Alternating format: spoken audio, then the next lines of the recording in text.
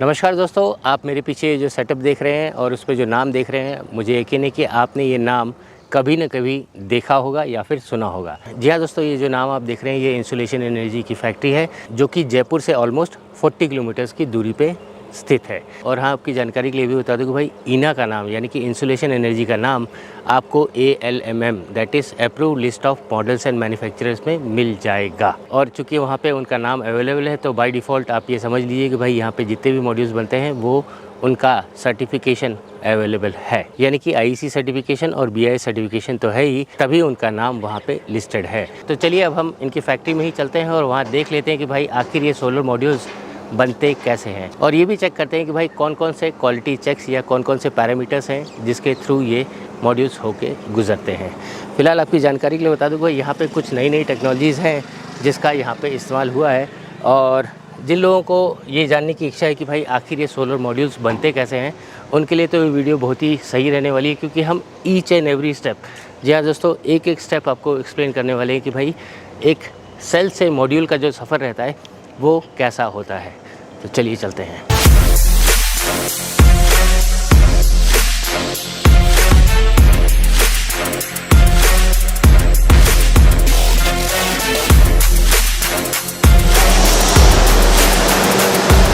तो फ्रेंड्स, ये है पूरा कंप्लीट सेटअप। हाँ, यहाँ से वहाँ तक सब आपको मशीनरी दिख रही होंगी। अब आइए मैं आपको एक एक करके सब चीज़ समझा देता हूँ। तो सबसे पहले आपको ये देखना है कि भाई आपके सोलर मॉड्यूल्स में आप सब भी जानते हैं कि भाई कौन कौन से कंपोनेंट्स लगते हैं। आपका ग्लास लगता है, आपका EVA शीट लगता है, आपका बैक शीट लगता है, आपके जंक्शन बॉक्स लगते हैं, सीलेंट्स लगते हैं, फिर आपका बाकी जो main component that is cell, ये सब लगता है। तो इन सब का पहले क्वालिटी पैरामीटर्स के हिसाब से चेकिंग होती है और फिर वो जाके लाइन पे आता है। मिसाल के तौर पे जैसा कि आप यहाँ पे देख सकते हैं, यहाँ पे ऑटोमेटिक EVA कटिंग मशीन है। जी हाँ दोस्तों, ये जो शीट होती है ये होता है EVA, ठीक है। ये एक आगे भी लगता है और एक पीछे भी लगता है, और ये होता है ग्लास। तो EVA को कट करने के लिए ये जो मशीन है ये डायरेक्टली रोल्स आते हैं और ये EVA उसी साइज़ में कट जाता है। यहाँ पे आप हमें बताइए कि भाई एक 540 वॉट पीक का अगर मॉड्यूल बन रहा है तो उसमें जो EVA की जो शीट होगी या जो पूरा डायमेंशन होगा वो कितना होगा। तो इस हिसाब से EVA कट हो गया, फिर इस हिसाब से बैक शीट भी यहीं पे कट हो जाता है। तो ये सब ऑटोमेटिक है। फिर आती है बाती आपके ग्लास की। तो यहाँ पे जैसा आप देख सकते हैं, यहाँ पे जो ग्लास है वो प्रॉपर टेम्पर्ड ग्लास है जो कि यहाँ पे लगता है, और 3.2 mm उसका डायमेंशन होता है। बेसिकली यहाँ पे अलग अलग सेक्शन से अलग अलग कंपोनेंट्स आ रहे हैं। तो जैसा आप यहाँ पे देख सकते हैं, यहाँ पे सबसे पहले ग्लास जा रहा है। हाँ, ये जो ग्लास है ये 3.2 mm का टेम्पर्ड ग्लास है, और ये यहाँ से ऑटोमेटिक मशीन्स के थ्रू आगे लाइन पे डाला जाता है। तो ये एक लाइन है जो कि इनपुट कर रही है। उसके बाद एक और जो लाइन है जो पीछे से आएगी, जहाँ पे सेल्स और उसका फिर स्ट्रिंग बनाया जाएगा, वो भी मैं आपको दिखाऊंगा। बट पहले में जो मेन इंग्रेडिएंट है दैट इज़ ग्लास, और यहाँ पे आगे जा रहा है। तो यहाँ पे सबसे पहले ग्लास लोड हो गया, फिर ये जो ऑटोमेटिक EVA कटिंग मशीन है ये ऑटोमेटिकली उसके हिसाब से EVA कट करती है। ग्लास के हिसाब से उसने EVA कट कर दिया। हाँ, ग्लास के ऊपर EVA शीट आप देख सकते हैं, ये EVA शीट ऑटोमेटिकली यहाँ पे आ जाती है। ये एक इनपुट हुआ, ठीक है।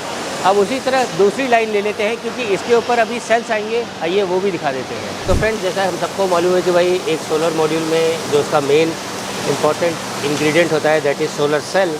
तो आप यहाँ पे जो सेल्स देख रहे हैं ये M10 सेल्स हैं। हाँ, इसमें टोटल नंबर ऑफ बस बार्स 10 है, और इसकी अगर हम डायमेंशन की बात करें ये 182 बाई 182 के सेल्स हैं। तो इसको हाफ कट किया जाता है। जो एक्चुअल में जो सेल्स आते हैं वो कुछ इस तरीके से होते हैं। आप जैसा यहाँ पे देख सकते हैं, हमारे भाई इसको ओपन करेंगे। इसको बड़े ही प्रॉपर हैंडलिंग किया जाता है क्योंकि बहुत ही फ्रेजाइल होता है। ये होता है फुल सेल जो आता है, जो एक्चुअली आएगा प्रॉपर। हाँ, इसमें आप देख सकते हैं 10 बस बार है, 182 बाई 182, फिर इसको बीच में सेंटर से कट किया जाता है, तो ये 91 बाई 182 हो जाता है। तो यहाँ पे आइए वो दिखा देते हैं। तो अब मैंने ये ग्लव्स पहन लिए। क्या है कि भाई ये बहुत ही क्लीन टेक्नोलॉजी है अब यहाँ पे आपको दिखाता हूँ, ये कुछ नया मशीन है। आपने हमारे पुराने वीडियोज़ में भी ये देखा नहीं होगा, ये कुछ नया मशीन है। तो फ्रेंड्स, ये जितनी भी सेल्स है आपको बता दिए कि भाई ये इसका जो डायमेंशन होता है 182 बाई 182 का होता है। तो फिर ये कुछ इस तरीके से कैसेट में डाल के और इसको ये मशीन में रख दिया जाता है। तो ये बहुत ही ज़बरदस्त हाई प्रिसिशन वाली मशीन है, ऑटोमेटिक मशीन है। आइए वो भी दिखा देता हूँ। एंड प्रोडक्ट क्या है कि आपका जो पूरा सेल है वो 2 हिस्से में कट होके यहाँ पे गिर रहा है, लेकिन इसके अंदर भी इसके कम से कम भी 3-4 स्टेप से ये होके गुजर रहा है। पहले वो दिखा देता हूँ। तो ये ऑटोमेटिकली यहाँ से वहाँ से लिफ्ट होके आगे जा रहा है। और चूँकि प्रोडक्शन ऑलमोस्ट या कहने के भाई यहाँ पे 500 मेगावाट्स का करना है, तो ये सारे के सारे हाई प्रिसिशन वाले इक्विपमेंट्स होने चाहिए, सब कुछ ऑटोमेटिक होना चाहिए। तो यहाँ पे कोई हाथ से या ऐसा कम नहीं है। तो ऑटोमेटिकली ये मशीन यहाँ से लिफ्ट करती है। प्लस यहाँ पे चेकिंग भी होती है कि भाई अगर कहीं कुछ सेल में क्रैक है या कोई डिकलरेशन है, तो वो ऑटोमेटिकली यहाँ से रिजेक्ट भी कर देता है ये मशीन। और जितने भी सेल्स यहाँ से निकलेंगे वो 100% परफेक्ट या करेक्ट भी होते हैं। तो बेसिकली ये मशीन क्या कर रही है, आपके 3-4 काम कर रही है। पहली बात तो ये चेक कर रही है कि भाई क्या उस सेल में कहीं कोई माइक्रो क्रैक्स तो नहीं है, कहीं कोई कलर मिसमैच तो नहीं है, या फिर उस सेल में कहीं कोई प्रॉब्लम तो नहीं है या डिफेक्ट तो नहीं है। अगर डिफेक्ट होगा तो बाय डिफ़ॉल्ट वो बाहर कर देगा, और जो भी सेल्स अच्छे होंगे आगे जाएंगे और वो उसे कट होकर ये 2 पीसेस में आगे चल जाएंगे। तो अभी तक हमने ये देख लिया कि भाई जो सेल्स थे फुल सेल को हाफ सेल में कट किया गया, और अब ये जो हाफ सेल्स है, हाँ, अब ये जो हाफ सेल्स हैं ये जाएंगे अपने स्ट्रिंगर मशीन पे। ठीक है, तो ये कुछ इस तरीके से आगे जाते हैं। ये होता है आपका स्ट्रिंगर मशीन, और ये चीज़ ऐसे कैसेट में फुल डाल दिया है। तो ये फुल्ली ऑटोमेटिक मशीन है जो आपके सेल से आपका एक स्ट्रिंग बनाएगी। तो ये वो भी दिखा देता हूँ। सबसे पहले आपको दिखा देता हूँ कि चूँकि यहाँ पे M10 का सेल चल रहा है, तो यहाँ पे टोटल 10 बस बार्स है। 1 2 3 4 5 6 7 8, टोटल ये 10 बस बार। नीचे आप वायर टाइप जो देख रहे हैं ये बस बार है। और ये जो मशीन है ये ऑटोमेटिकली एक सेल्स को उठा रही है, उसे प्लेस कर रही है, और यहीं पे सोल्डरिंग भी हो रही है, और यहीं से फिर आगे एक स्ट्रिंग भी आगे निकल रहा है। अब यहीं से जो ऑपरेटर हैं वो खुद ही देख सकते हैं कि भाई आखिर कितने नंबर्स गए हैं और ये टोटल कितना कैसा चल रहा है ये मशीन। ये फुल्ली ऑटोमेटिक मशीन है। तो फ्रेंड्स, जब ये सोल्डरिंग हो जाता है, सोल्डरिंग होने के बाद ये 12-12 का स्ट्रिंग ये बाहर निकलता है। और ये जो आप जहाँ देख रहे हैं ऑटोमेटिकली ये एक छोटा सा विजुअल इंस्ट्रक्शन ही है। और ये जो आप यहाँ पे स्क्रीन पे देख रहे हैं, दिस इज़ प्री-ईएल टेस्ट। हाँ, यानी कि आपका लैमिनेशन या आगे वाली स्टेजेस में जाने से पहले ही यहाँ पे चेक कर लिया जाता है कि भाई आखिर यहाँ पे कोई सेल में कोई डैमेज तो नहीं है, या जो अलाइनमेंट बराबर हो रहा है कि नहीं हो रहा है, ये बराबर यहीं से देख लिया था। और क्लास में हम यहाँ पे विजुअल इंस्पेक्शन भी कर सकते हैं कि भाई सही में है कि नहीं। तो आप यहाँ पे खुद देख सकते हैं। अब इसके बाद ये जाएगा आगे। तो यहाँ पे बेसिकली हो क्या रहा है, जो भी स्ट्रिंग्स बन के आ रही हैं, ये रोबोटिक आर्म ऑटोमेटिकली उसको प्रॉपरली अपनी जगह पे प्लेस कर रहा है। और इस तरीके से ये स्टेज 2 क्रॉस किया। तो यहाँ पे बेसिकली अभी तक क्या हुआ, एक लाइन से सेल आया, सेल कट हुआ, सेल के बाद उस स्ट्रिंगर में गया, स्ट्रिंगर से यहाँ पे आया, और दूसरी लाइन से ग्लास EVA शीट वो आई, और दोनों को यहाँ पे ये रोबोटिक आर्म से उसको प्लेस किया गया। अब यहाँ से ये जाएगा, ये बफर जोन है, मतलब कि कुछ अगर आगे काम हो रहा है तो यहाँ पे आप कम से कम भी 8 से 10 मॉड्यूल्स को हम बफर यहाँ पे रोक सकते हैं। फिर इसके बाद ये कुछ इंटरेस्टिंग मशीन है। यहाँ पे ये जितने भी अभी यहाँ तक बन गए, अब यहाँ पे इसका बस बार का कनेक्शन करने का है। तो यहाँ पे आप जैसे जानते हैं कि भाई बीच में आपका यानी कि 540 वाले मॉड्यूल्स हैं, तो आपके जितने भी जंक्शन बॉक्सेस होंगे वो बीच में आएंगे। तो ये जितने भी है कनेक्शंस यहाँ पे रहेंगे। अब ये जो है ये बहुत ही शानदार मशीन है, जैसे ऑटोमेटिक सोल्डरिंग। यहाँ दोस्तों ये ऑटोमेटिक सोल्डरिंग मशीन है जिसमें ऑटोमेटिकली सोल्डरिंग भी हो रही है। फ़िलहाल अभी तक जितने भी हमने देखे थे वो सब मैनुअल है। हाँ, यहाँ पे ये पूरा ऑटोमेटिकली हो रहा है। तो बेसिकली इस मशीन ने किया क्या है वो भी आपको दिखा देता हूँ। पहले क्या हुआ, सेल्स अलाइन हो गए, सब जितने भी स्ट्रिंग्स थे वो अलाइन हो गए, और ये जो आप देख रहे हैं ये जो सोल्डरिंग है, हाँ, जो कि पहले हमने देखा था मैनुअली सोल्डरिंग होती थी, वो यहाँ पे ऑटोमेटिकली सोल्डरिंग इस मशीन से हो रही है। तो यहाँ पे बीच में जंक्शन बॉक्स निकलेगा, वो भी पोर्शन सोल्डर हो गया और यहाँ पे भी सोल्डर हो गया। तो ये एक अच्छी क्वालिटी का निशानी है कि भाई आपका जितने भी मोस्ट ऑफ द ऑपरेशंस हैं वो ऑटोमेटिक होते हैं। तो यहाँ पे क्वालिटी और क्वांटिटी दोनों एश्योर्ड रहती है। फिर बाकी रही बात कुछ जो सेक्शंस हैं, एक अपना जंक्शन बॉक्स के उधर ये अपना EVA शीट लगा दिया। फिर हाँ, यहीं पे अब चूँकि यहाँ पे ऑलमोस्ट आधे से ज़्यादा काम हो गया है, तो यहीं पे अपना RFID टैग और अपना जो बार कोड होता है प्लस नामकरण जो होता है, जो नाम होता है, वो भी यहीं पे डाल दिया जाता है। फिर उसके बाद अगेन सामने से ग्लास हो गया, फिर उसके बाद EVA शीट हो गया, उसके बाद सेल आ गया। अब क्या बारी है अगेन एक EVA शीट की। तो ये EVA शीट एक पीछे से आएगा और साथ में एक बैक शीट भी आएगी। तो इस तरह से ये पूरा थर्ड स्टेज भी क्लियर हो गया। तो सबसे पहले आया आपका ग्लास, फिर उसके बाद आया एक अपनी EVA शीट, उसके बाद आया अपना स्ट्रिंग्स जो सेल्स हैं, फिर उसके बाद एक और EVA शीट है एंड लास्ट में आपका बैक शीट। तो ये टोटल कितने हो गए? 1 2 3 4 5, ठीक है। तो ये पाँचों चीज़ बन गए। अब ये आगे जाएगा लैमिनेशन की तरफ। अब ये लैमिनेशन से पहले भी एक बार चेक कर लिया जाता है कि भाई आखिर इसमें कोई डिफेक्ट तो नहीं है। क्या है कि भाई एक बार लैमिनेट हो गया तो उसके बाद उसमें कोई रीवर्क करने की कोई गुंजाइश नहीं होती है। तो इसे बोलते हैं प्री EL टेस्ट। यहाँ पे लैमिनेशन से पहले ये चेक किया जा रहा है कि भाई आपके कहीं सेल में अलाइनमेंट में कहीं कोई तकलीफ़ तो नहीं है, कहीं कोई सेल क्रैक तो नहीं है, कहीं कोई डीकलरेशन तो नहीं है। तो ये सारी चीज़ें अगर यहाँ पे हो गई, ये चेक हो जाता है, फिर ही जाके ये चीज़ आगे जाएगा। तो यहाँ से प्री EL टेस्ट हो गया। ये प्री EL टेस्ट होने के बाद अगर यहाँ पे कुछ डिफेक्ट दिखता है कि हाँ भैया यहाँ पे कुछ डिफेक्ट है, तो वो चले जाएगा रिवर्क में और वहाँ से वो रिवर्क होने के बाद वापस इसी EL टेस्टिंग के थ्रू ये आगे जाएगा। तो यहाँ से बेसिकली लैमिनेशन से पहले जो करना है वो कर लो, क्योंकि लैमिनेशन के बाद आप कुछ कर नहीं सकते। तो यहाँ पे प्री EL टेस्ट भी होता है, पोस्ट EL टेस्ट भी होता है, वो भी दिखाऊंगा, लेकिन पहले यहाँ पे देख लेते हैं। अब यहाँ पे भी सेम बफर जोन रखा हुआ है। टोटल 6 के सेट्स में जाता है। टोटल यहाँ पे 6 एक साथ जाएंगे और उसके बाद 6 एक साथ जाएंगे। तो अप्रॉक्सीमेटली यहाँ पे एक मॉड्यूल को, या फिर कह देंगे जैसे आपने वो नॉर्मल भाषा में सुना होगा एक ब्रेड बनने में कितना टाइम लगता है, तो ऑलमोस्ट यहाँ पे एक मॉड्यूल यहाँ से वहाँ तक कम से कम भी 15 मिनट के अंदर बाहर निकल जाता है। तो आप एक एवरेज पकड़ लीजिए कि भाई 15 मिनट के अंदर आपका एक मॉड्यूल बन रहा है। एम आई राइट सर? कितना टाइम लेता है ये? इसमें 2 चैम्बर है। एक चैम्बर का टाइम है 7 मिनट 15 सेकंड, दूसरे चैम्बर का भी टाइम 7 मिनट 15 सेकंड। टोटल यानी कि यहाँ से वहाँ तक 15 मिनट का टाइम है। उसमें 3 मिनट एक्स्ट्रा लग जाते थे, प्रोसेस टाइम है, साइकिल घूमता है, चैम्बर ऑफ होता है। टोटल 18 से 20 मिनट के अंदर एक साइकिल निकल जाती है बाहर। यानी कि टोटल 20 मिनट के अंदर हम मोटा मोटी पकड़ सकते हैं ये हो। साइकिल निकल जाती है। तो इधर जैसे 6 पैनल अंदर आते हैं, उधर 6 पैनल बाहर निकल जाते हैं। साइकिल चलते रहता है बराबर। सेम ये बफर है 6 का बफर है, 6 का। पीछे भी 6 का। तो चलिए आइए देखते हैं कि भाई आगे क्या है। तो ये ऑल टुगेदर लैमिनेशन का एरिया है।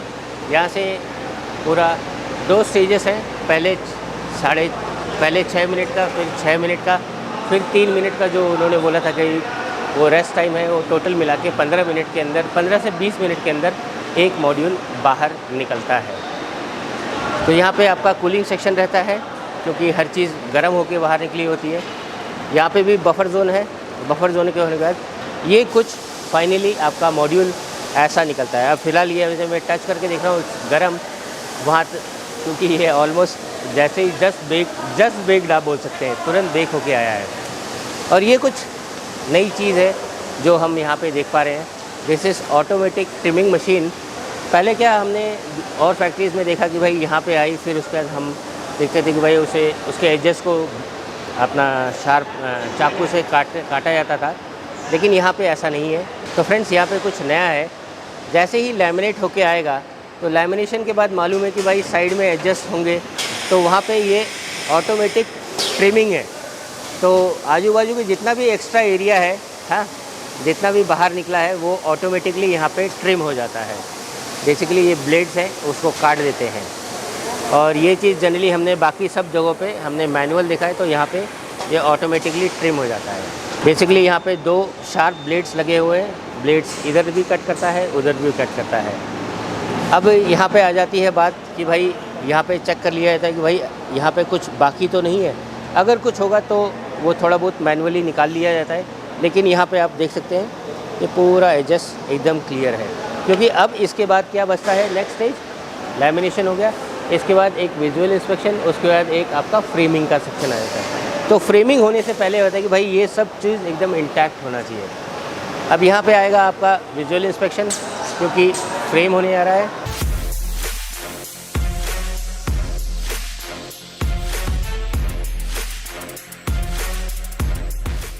तो आप यहाँ से आप देख सकते हैं भाई, सब पूरा देख रहे हैं कि भाई अलाइनमेंट बराबर है कि नहीं, कहीं कुछ मिसमैच तो नहीं है, कहीं कुछ क्रैक्स तो नहीं दिख रहा है। फिलहाल ईएल टेस्ट से पहले तो ये सब क्रैक्स सब निकल ही गए होंगे, लेकिन फिर भी यहाँ पे एक विजुअल इंस्पेक्शन किया जाता है कि ये सुनिश्चित किया जाता है कि भाई आगे जाने से पहले कहीं कोई डिफेक्ट ना हो। एम आई राइट सर? यस। चलिए, तो यहाँ से एक बार विजुअल इंस्पेक्शन हो गया, उसके बाद ये जाएगा आपका फ्रेमिंग के लिए। तो यहाँ पे ऑटोमेटिकली ये फ्रेम आ रहा है और ये पूरे मॉड्यूल में लग जा रहा है। आइए इस चीज़ को मैं एक ज़रा तसल्ली से आपको बता देता हूँ। तो ये जितने भी चीज़ें हैं, तो ये जो फ्रेम के हैं, ये जो सेक्शंस हैं आपके, ये एनोडाइज्ड एल्यूमिनियम के होते हैं और ये इस तरीके से ऑलरेडी प्रीडिफाइंड शेप में कट होके आते हैं। और इसी के अंदर आप देखते हैं जैसे ये सब नॉच लगे रहते हैं। ये हो गया फ्रंट, ये लेफ़्ट और ये साइड का होता है। और यहाँ पे जैसा मैंने हर बार बोला है, यहाँ पे ड्रेन होल्स होते हैं, आपके माउंटिंग के भी होल्स होते हैं, अर्थिंग का भी होल होता है। और ये आपका माउंटिंग के होल्स हो गए, ये ड्रेन्स हो गए, ये अर्थिंग का हो गया। तो ये ऑलरेडी इसमें प्री डिफाइंड होता है, एल्युमिनियम का एनोडाइज्ड, और ये टोटल 35 mm इसका डायमेंशन है। तो ये सब ऑलरेडी कट होके आते हैं और ये वाली जो मशीन है उसके अंदर सेट कर दिया जाता है।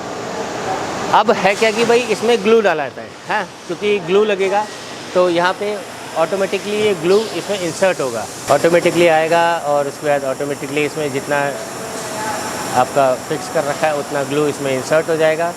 ये है साइड का, फिर उसी तरह ये हो गया टॉप का, टॉप, उसी तरह ये हो गया बॉटम, और उसी तरह लास्ट पोर्शन जो आया ये आपका दूसरे साइड का। तो एक लेफ़्ट हैंड साइड हो गया, एक राइट हैंड साइड हो गया, एक टॉप का हो गया, एक बॉटम का हो गया। तो ये चारों जो फ्रेम्स हैं उसमें ऑटोमेटिकली ग्लू इंसर्ट कर दी जाती है, ये इंसर्ट हो जाता है और ये बराबर पोजीशन में होके जो मॉड्यूल्स हैं उसमें जाके ये ऑटोमेटिकली फिट हो जाते हैं।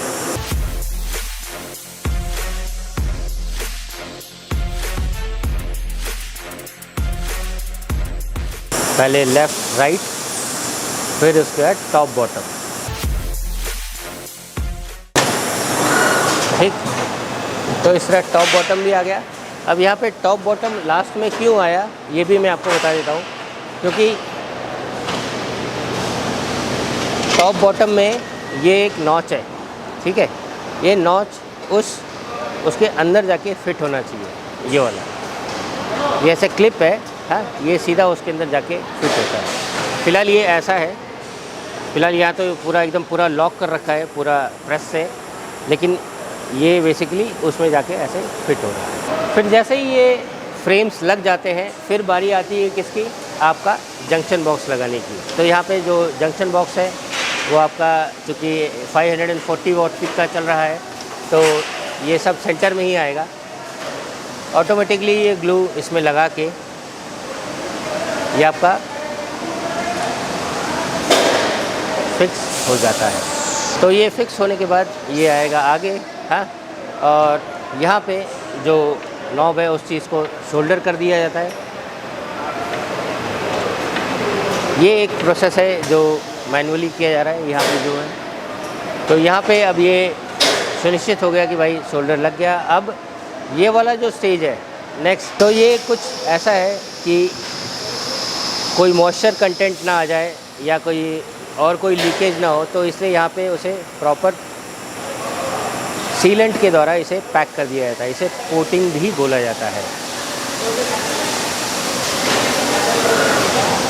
तो यहाँ पे बराबर बाकायदा सीलेंट से इसको फिक्स कर दिया है कि भाई अभी इसके अंदर कोई भी मॉइस्चर कंटेंट या फिर कोई बारिश या कोई और भी कोई चींटी या मक्खी कोई घुस ना जाए। और आपने भी देखा होगा कि भाई अगर हम बात करते हैं IP68, तो IP68 का मतलब भी ये होता है कि भाई वहाँ पे मॉइस्चर कंटेंट या और कोई चीज़ वहाँ पहुँच ना जाए। एम आई राइट? ठीक है, तो ये पूरी तरह सीलेंट हो चुका है। अब यहाँ पे बात आती है कि भाई अब यहाँ सब कुछ गीला है, ये सीलेंट भी गीला है। अभी हमने जंक्शन बॉक्स भी है, वो भी सीलेंट, वो जो उस पोर्शन में भी वो गीला ही होगा। तो ये चले जाता है थोड़ी देर के लिए क्योरिंग सेक्शन में। तो अप्रॉक्सीमेटली 4 से 5 घंटा लगता है इसको क्योरिंग होने में। ये क्योर होके फिर जाएगा अपना आगे की सफ़र पे। आगे का सफ़र मतलब कि आगे का सफ़र दैट इज़ आपका आईपॉड टेस्ट हो गया, आपका सन सिमुलेटर टेस्ट हो गया, और बाकी क्लीनिंग और ये सब। आइए वो भी देख लेते हैं। तो 3-4 घंटे क्योरिंग होने के बाद सोलर मॉड्यूल्स की एक प्रॉपर क्लीनिंग की जाती है कि भाई कहीं कोई डस्ट या ऐसी चीज़ें ना हो। और जब पूरा विजुअल इंस्पेक्शन हो जाएगा और ये जो बाजू में अगर कहीं सीलेंट बच गया, कुछ सीलेंट निकल जाता है, तो ये सब अगर कोई चीज़ रहता है तो वो चीज़ निकाल दी के यहाँ पे साफ़ कर दिया जाता है। ठीक है, अब यहाँ से बारी आती है नेक्स्ट स्टेज की इंस्पेक्शन की। जी हाँ दोस्तों, अभी हमारे पास सन सिमुलेटर बाकी है, पोस्ट ईएल टेस्ट बाकी है। तो सबसे पहले जाता है ये सन सिमुलेटर में। तो सन सिमुलेटर आप सबको ही मालूम होगा कि भाई एक आर्टिफिशियल कंडीशन बनाई जाती है कि भाई 25 डिग्रीज टेम्परेचर होगा, इतना एयर वेलोसिटी होगी, इतना एयर मास होगा। 25 डिग्रीज तो मालूम है ना, अगर नहीं मालूम है तो आप देख लीजिएगा। There is a standard test condition, STC जो होता है स्टैंडर्ड टेस्ट कंडीशन, वो यहाँ पे क्रिएट किया जाता है और उसके अंदर ये चेक किया जाता है कि भाई उस मॉड्यूल की क्या एफिशिएंसी है या फिर कह देंगे क्या आउटपुट होता है। तो वो होता है सन सिमुलेटर के थ्रू। तो हर मॉड्यूल जो यहाँ से गुज़रता है वो इस मशीन के थ्रू ही गुजरेगा और वो एक प्रॉपर एक सर्टिफिकेट जनरेट होगा कि भाई उस मॉड्यूल की क्या रेटिंग थी, उसका क्या एफिशिएंसी थी, और बाकी जो इतर चीज़ें होती हैं जो हम अपने टेस्ट सर्टिफिकेट में देखते हैं, वो सारा का सारा इन्फॉर्मेशन यहीं से निकलता है। आइए वो भी देख लेते हैं। तो ये कुछ इस तरीके से आता है। हाँ, यहाँ पे एक फ्लैश होगा, अभी देखिएगा।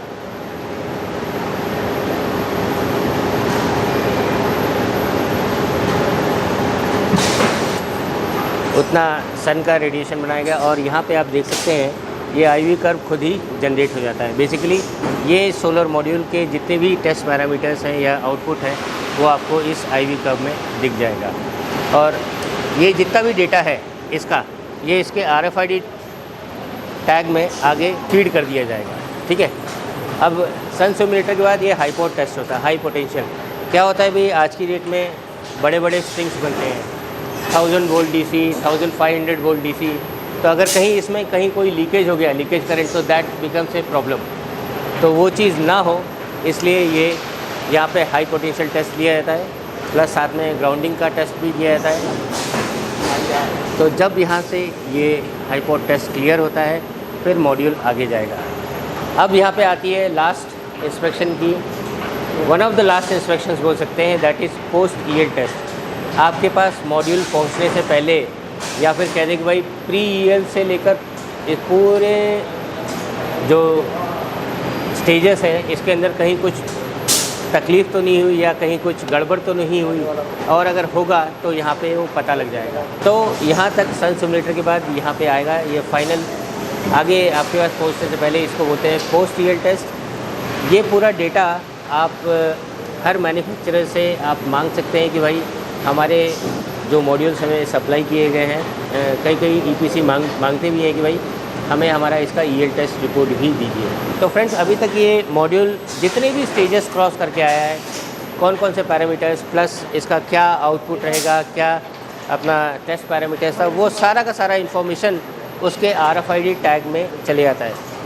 आपको ही मालूम हो कि भाई हर बड़े वाले मॉड्यूल्स में आपका रेडियो फ्रीक्वेंसी आइडेंटिफिकेशन डिवाइस ये लगा रहता है और उसके अंदर ये पूरा डेटा फीडिंग किया जाता है। तो जैसा आप यहाँ पे देख सकते हैं, यहाँ पे लिखा हुआ है टैग एनकोडेड सक्सेसफुली। तो ये जितना भी डेटा था इस मॉड्यूल का, सन सिमुलेटर का रिपोर्ट या जो ये पूरा इन्फॉर्मेशन, ये सब उस RFID टैग में सक्सेसफुली एनकोड कर दिया गया है। तो आप आज 2 साल, 5 साल, 10 साल, 15 साल के बाद आपको अगर कोई स्टिकर ना मिले तो आप ये चीज़ RFID का वहाँ पे यूज़ कर सकते हैं। एक RFID रीडर लेके जाने का है और उससे उस पूरे मॉड्यूल की जन कुंडली निकल जाएगी। तो अब पूरा सब कुछ हो चुका है। अब यहाँ पे लास्ट एंड फाइनल इंस्पेक्शन होगा। अब देवेंद्र जी यहाँ पे एक लास्ट फाइनल विजुअल इंस्पेक्शन करेंगे कि भाई कहीं कुछ छूट तो नहीं गया है। एक बार वहाँ से एक बार सेटिस्फाइड हो जाने के बाद पीछे से भी देखेंगे, फिर एक बार पीछे से भी इंस्पेक्शन होगा।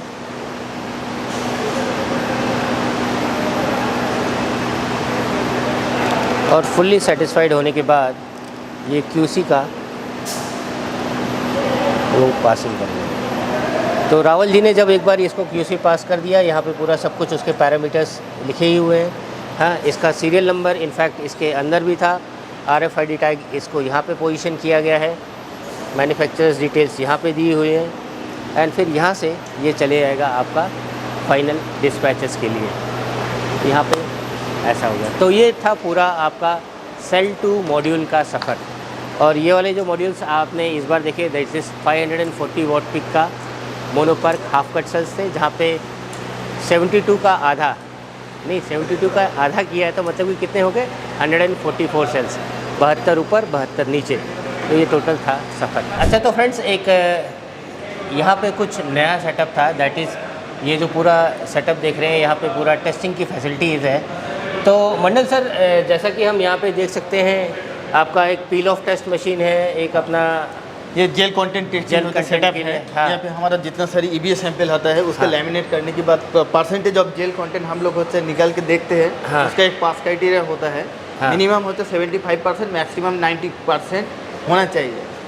अगर और सर ये एक नया कुछ देख रहे हैं, ये कैसा, ये कुछ कैसा टेस्ट है यहाँ पे? ये हम होते पानी के अंदर होते मॉड्यूल को होते भिगो के हाँ। वेट कंडीशन में होते मॉड्यूल को होते लेकर, उसके बाद हमारा एक होते पावर सप्लाई होता है, वहाँ से होते 4 किलो वोल्ट सप्लाई देने के बाद होते 2 मिनट हम होते इसको होल्ड करके रख के देखता हूँ इसका इंसुलेशन रेजिस्टेंस कितना अच्छा आ रहा है। ओके, इंसुलेशन रेजिस्टेंस जो हम लोग इसके अंदर EVA और बैक शीट लगा के हमने कर रहे हैं, और ये जो मॉड्यूल्स हैं 1000 वोल्ट DC में लग रहे हैं, तो कहीं कोई लीकेज हो रहा है कि नहीं। इंसुलेशन रेजिस्टेंस मिनिमम होते 40 मेगा ओम्स होना ही चाहिए एक मॉड्यूल के लिए, उससे ज़्यादा जितना होता है। अच्छा मंडल सर, ये कुछ नया चैम्बर टाइप देख रहे हैं, ये क्या है सर? हाँ, ये है होते हमारा क्लाइमेटिक चेंबर है। हाँ। जब हमारा मॉड्यूल 25 ईयर्स के लिए जो वारंटी पीरियड में होते हमारा होते बाहर में होते इंस्टॉल लग जाता है, तो उस कंडीशन में क्या क्या होते इफेक्ट होता है वो देखने के लिए BIS सर्टिफिकेशन लेना पड़ता है। तो उस क्राइटेरिया के लिए हमारा होते यहाँ पे होते एक रिलायबिलिटी होते मॉड्यूल को ही होते हम टेस्ट करके देखते हैं। जैसे हमारे होते PID टेस्टिंग होता है, हाँ। LID टेस्टिंग होता है। LID बाहर में होता है, अभी यहाँ पे PID टेस्टिंग होता है। क्लाइमेटिक होते चेंबर में और भी होते बहुत सारी टेस्टिंग है, जैसे थर्मल होते साइक्लिक टेस्टिंग या फिर डैम फिट टेस्टिंग, ये सब होते टेस्टिंग परफॉर्म होता है। तो यहाँ पे जैसा हम यहाँ पे एक और में देख सकते हैं कि भाई यहाँ पे टेम्परेचर और ह्यूमिडिटी ये दोनों को हाँ। मेंटेन करके आप देख रहे हैं कि भाई इसकी कैसा रहेगा। एग्जैक्टली अभी जो चल रहा है ये है dam fit testing. Dam fit 1000 hours के लिए होते एक टेस्टिंग होते चल रहा है। इसका जो कंडीशन है होते इंटरनल जो इन्वायरमेंट है उसका टेम्परेचर 85 डिग्री सेंटीग्रेड होना चाहिए, और जो ह्यूमिडिटी है रिलेटिव ह्यूमिडिटी वो 85% होना चाहिए। वही होते मेंटेन हो रहा है। अभी होते 1000 आवर्स के लिए कंटिन्यू रनिंग रहेगा। अच्छा, उसके बाद मॉड्यूल बाहर के निकल के टेस्टिंग होगा। ये भी कुछ ऐसा, ये क्या है, ये टेस्टिंग ये सेंटर है या आप इसके ऊपर? हाँ, ये भी होते रिलायबिलिटी टेस्टिंग के अंडर ही आता है। हाँ। जब होते एक मॉड्यूल के ऊपर होते बाहर में हमारा क्या होता है, इसके ऊपर होते स्नो लोड, विंड लोड, ये सब होते अप्लाई होता है। तो इसी के लिए हम लोग यहाँ पे स्नो लोड, विंड लोड को जो प्रेशर है वही IC होते गाइडलाइंस हम लोग इसमें होते प्रेशर डाल के चेक करते हैं। जो वो होते कितना होते इसका फ्रेम होते 2400 पास्कल सामने से है। हाँ। ओके, और पीछे से आजू से?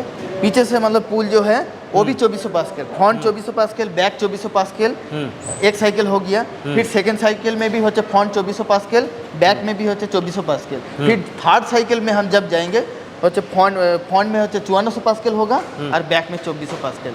उसके बाद ये टेस्टिंग दी एंड हो जाता है। तो मतलब कि ये जितने भी मॉड्यूल्स का मार्केट में जा रहे हो उसमें से कुछ बैचेस का हम लोग यहाँ पे, आप लोग यहाँ पे टेस्टिंग करते हो? टेस्टिंग होते कि भाई जो कुछ और हाँ, इसका जो क्लैंपिंग होते डाल के बाहर से एज होते रिक्वायरमेंट होते कस्टमर, इसका होते बहुत सारी होते माउंटिंग होल के बेस पे हम लोग इंस्टॉल करके मेजरिंग करके उसके बाद हम देखते होते इसका जो फ्रेम और ग्लास है ये सस्टेन कर पा रहा है कि नहीं। बराबर, जो होते मैकेनिकल जो हम लोग वो 25 साल की वारंटी की बात कर रहे हैं। एग्जैक्टली। तो वो या फिर कहते हैं 10 years प्रोडक्शन वारंटी की बात कर रहे हैं तो वो इसमें मेंटेन होना चाहिए। हाँ, हाँ, अभी यहाँ पे सर ऐसा देख रहा हूँ, ये ऐसा फ्रेम ऐसा कुछ टेढ़ा ऐसा हाँ टाइप दिख रहा है। हाँ ऐसा होगा, किंतु पूरा इलोंगेशन ब्रेक नहीं होना चाहिए। हाँ, हाँ ओके। ऐसा तो थोड़ा तो ये तो प्रेशर फुल अभी फुल टेस्टिंग है। डिफ्लेक्शन होगा। ये क्या है? ये है तो सब रोबस्टनेस होते टेस्टिंग होते सेटअप। यहाँ पे क्या होता है, हमारा जो मॉड्यूल के साथ जो होता है जंक्शन बॉक्स लग जंक्शन जाता बॉक्स, है, हाँ। वो क्या है एक सिलिकॉन ग्लू के साथ अटैच रहता है। बराबर। अगर उसके इसमें हमारा होते 40 न्यूटन होते लोड अप्लाई करके देखते हैं वो जेबी के साथ, इसमें होते क्या होता है जब होते हैंगिंग होता है 40 न्यूटन लोड में, वो होते मॉड्यूल से निकल के होते बाहर आ रहा है कि नहीं, वही चेक करने को होता है। तो फ्रेंड्स, आप लोगों ने अपने सोलर मॉड्यूल्स के पीछे जो जंक्शन बॉक्स देखे होंगे, ये टेस्ट उसी का टेस्ट है कि भाई कहीं वो जंक्शन बॉक्स उखड़ के बाहर ना आ जाए। फिलहाल ये चीज़ आप करिएगा मत। क्या होता है कि भाई कई लोग, आपने भी देखा होगा, कई लोग उसी को पकड़ के मॉड्यूल भी उठा रहे होते हैं, तो प्लीज़ आप ऐसा मत कीजिए। रैंडमली हैंडलिंग के टाइम में ये दैट इज़ ये चीज़ अगर हुआ, that comes under physical damage. आप ये भूल जाइए कि फिर भाई वो वारंटी गारंटी क्लॉज के बाहर हो जाएगा। That comes under physical damage. ये आपने किया है, हमें भी मालूम है कि भाई उखड़ने का हो ही नहीं सकता। और ये क्या है सर, कौन से टेस्ट? ये है ग्राउंड कंटिन्यूटी टेस्टिंग सेटअप।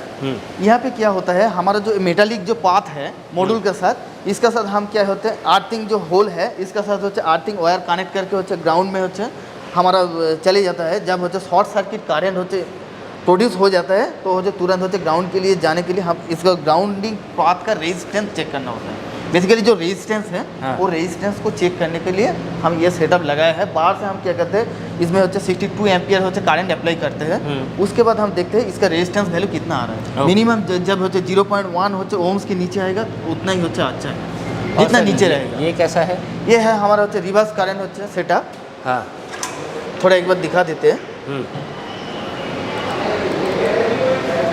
ये रिवर्स करंट सेटअप में क्या होता है, ये थर्मोकपल होते लगे हुए हैं 8 पोजीशन में, 8 पोजीशन में हम लोग ये थर्मोकपल होते अलग से होते अटैच कर दिया हूँ। उसके बाद ये होते पावर सप्लाई है, यहाँ से पावर सप्लाई के साथ कनेक्ट करके बाहर से हम लोग जो करंट होते प्रोवाइड कर रहा हूँ वो है ISC current into 1.35 times near about हमारा होते 18 एम्पियर करंट हम लोग शॉर्ट सर्किट करंट होते फॉल्ट में होते कंडीशन में होते रख के 2 घंटे के लिए छोड़ देते हैं।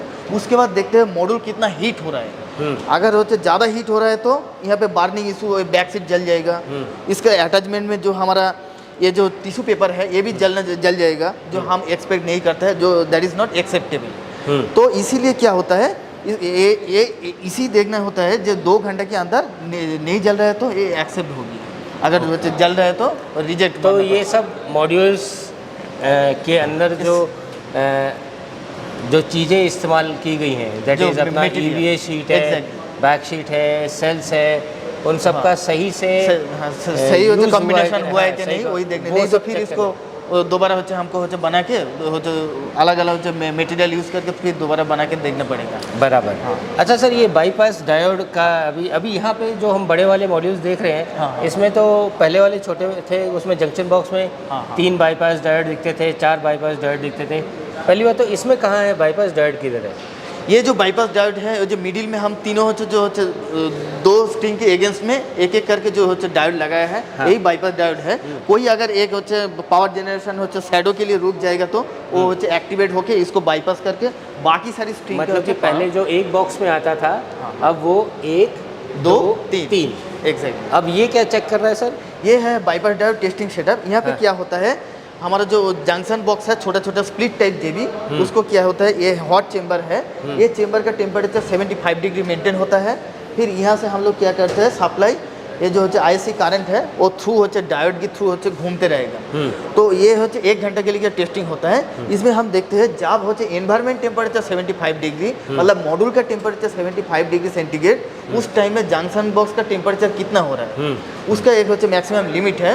वो लगभग according to data sheet wise उसका होते 270 डिग्री सेंटीग्रेड होता है। उससे ऊपर होगा तो वो जंक्शन बॉक्स फेलियर है, वो हम होते यूज़ नहीं कर पाएंगे, हमको दूसरा लॉट ऑफर करना पड़ेगा। ओके।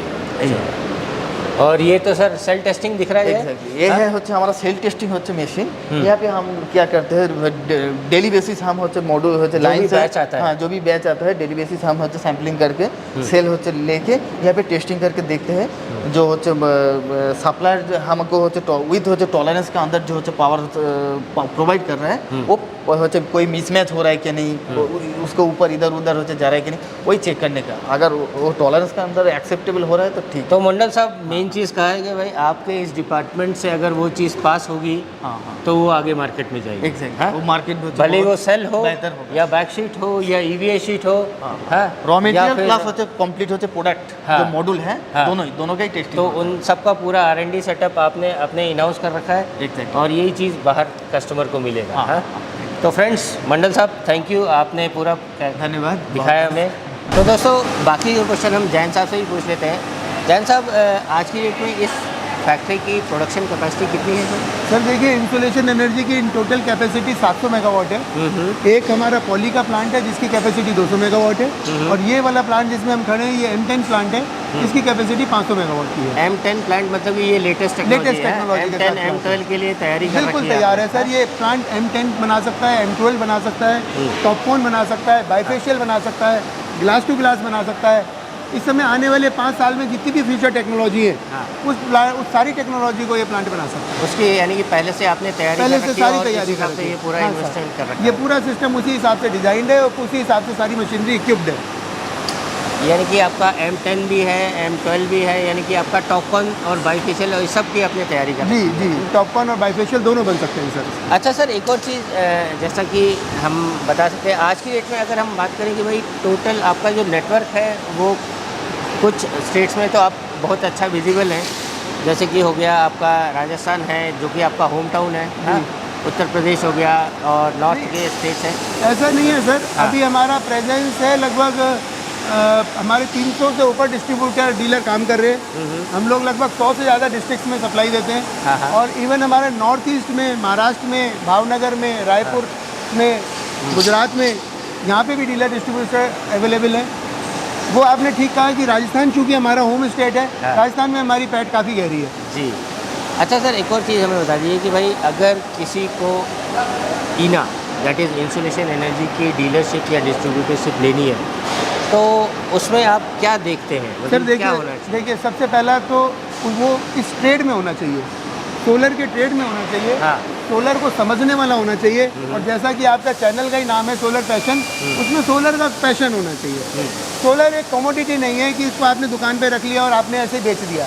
जब तक आप इसको कस्टमर को समझा नहीं पाएंगे और जब तक आप इसको ठीक से नहीं, तब तक नहीं बेच पाएंगे इसको अच्छे तरीके से। और दूसरी चीज़ ये है कि जो दुकान में होनी चाहिए या जो भी डीलर डिस्ट्रीब्यूटर होना चाहिए वो एक रेप्यूटेड एजेंसी होनी चाहिए, क्योंकि इस प्रोडक्ट के साथ 25 साल की वारंटी है। हाँ क्योंकि इसमें क्या है कि भाई इट्स नॉट प्रोडक्ट पूरा साइजिंग डिज़ाइनिंग कैलकुलेट करके। लोग अच्छा बात- सर एक चीज़ मैं और यहाँ पे इस फैक्ट्री में नया चीज़ देख रहा हूँ, ये पूरा it's as good as NABL testing centre. यहाँ पे जितने भी इक्विपमेंट्स लगे हैं पूरे सब हाँ। किसी ये रखने की क्या देखिए सर, ये लैब बनाने का हमारा शुरू से ही, पहले से ही ये उद्देश्य था कि जो भी प्रोडक्ट बनाएंगे या जो भी आज हम 25 साल 30 साल कोई भी वारंटी क्लेम करते हैं, तो जब तक हमारे पास लैब नहीं होगी या जब तक हमारे पास टेस्टिंग प्रोसीजर्स ही नहीं होंगे तो हम खुद ही जब तक कंफर्म नहीं हो पाएंगे कि ये प्रोडक्ट हमारा 25 साल चल पाएगा, 30 साल चल पाएगा, तो तब तक हम दूसरे को कैसे क्लेम कर सकते हैं। तो बराबर। इसलिए हमने सबसे ये पहले in-house लैब इन हाउस पूरा ये this is as good as NABL। NABL। हालांकि इसका NABL सर्टिफिकेशन नहीं है, हाँ। लेकिन इसके अंदर चैम्बर्स हैं, मैकेनिकल लोड टेस्ट है, रिवर्स करंट है, वेट लीकेज है, JB पुल है, और भी जितने तरीके के टेस्ट इसमें पॉसिबल हो सकते हैं वो सारे टेस्ट के इसके अंदर यहाँ पे हम लोग करते हैं। कंफर्मिटी के ये सारे टेस्ट हैं, प्रोडक्ट की कंफर्मिटी के, रॉ मटेरियल की कंफर्मिटी के। ये टेस्ट हाउस इस प्लांट की जान है। ओके तो मतलब कि इससे ये सुनिश्चित होता है कि भाई जो भी यहाँ से प्रोडक्ट जा रहा निकलेगा है, हाँ, या उसकी- हमारी जो तैयारी है वो एकदम प्रॉपर वो तैयारी पूरी है। तो कस्टमर को क्या है, लैब देखने के बाद कस्टमर को भी एक भरोसा आता है कि जो प्रोडक्ट वो ले रहा है वो प्रोडक्ट को वो खुद भी जांचना चाहे। आज कोई भी प्रोडक्ट आता है या कोई भी इन्वेस्टिगेशन आती है या कोई भी हमारा इंस्पेक्शन आते हैं तो हम उनको वेलकम करते हैं कि आप आइए, आप अपने हाथ से टेस्ट करिए यहाँ पर। अच्छा सर अभी तो हम जैसा आपने बताया कि भाई 500 प्लस 200 आपका एक एग्जिस्टिंग कैपेसिटी है, आगे का फ्यूचर एक्सपेंशन आगे का प्लान जो क्या है? फ्यूचर एक्सपेंशन प्लान है सर, एक 500 मेगावाट का ही एक सोलर पैनल का प्लांट हमारा एक और आ रहा है। बड़ी शीघ्र ही वो प्लांट आ जाएगा। तो यहाँ Same- पे तो और एक नहीं, लाइन की कैपेसिटी है सर। यहाँ तो सर फुल है। यहाँ फुल है? यहाँ फुल है। यहाँ के अलावा एक नेक्स्ट लोकेशन पे एक प्लांट आएगा हाँ। और उसके अलावा हम लोग एक सर सोलर सेल के प्लांट की प्लानिंग कर रहे हैं। That was a big point. Solar cell की प्लानिंग कर रहे हैं सर। 600 मेगावाट के लाइन हम लोग सोलर सेल की अतिशीघ्र लेके आने वाले हैं। तो मतलब कि आप राइट फ्रॉम इनगॉट से लेकर नहीं मॉड्यूल नहीं तक नहीं की नहीं पूरी सर, सॉरी, इनगट से लेके वो तो नहीं। हाँ। अभी हम वेफर टू सेल का करना है। Wafer to cells wafer to cell लेके ओके चल वेफर टू सेल लेके इट्स आएंगे। A big deal. मतलब कि ये भी बहुत बड़ी बात होती है कि भाई आज की डेट में, जैसा कि गुप्ता सर ने हमें पहले ही बताया कि भाई वोकल फॉर लोकल, इसके ऊपर वो बहुत ज़्यादा ध्यान दे रहे हैं। और सर ने हमने पहले ही बता रखा है कि भाई उनका टोटल अभी प्रोडक्शन कैपेसिटी ऑलमोस्ट 700 मेगावाट्स है और वो एक्सपेंशन प्लान इज़ अनदर 500, तो टोटल 1.2 गीगावाट्स तक की तैयारी है।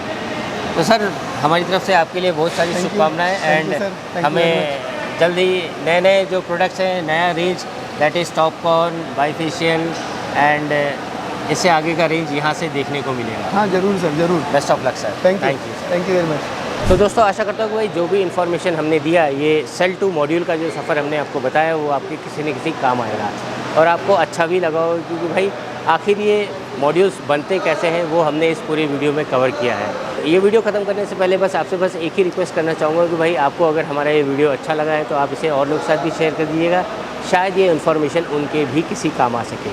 मैं अजीत बहादुर आप सबका ये वीडियो देखने के लिए धन्यवाद देता हूँ। मिलते हैं नेक्स्ट वीडियो में नए टॉपिक के साथ। तब तक आप इंजॉय कीजिए the supreme source of energy, solar energy. जय हिंद।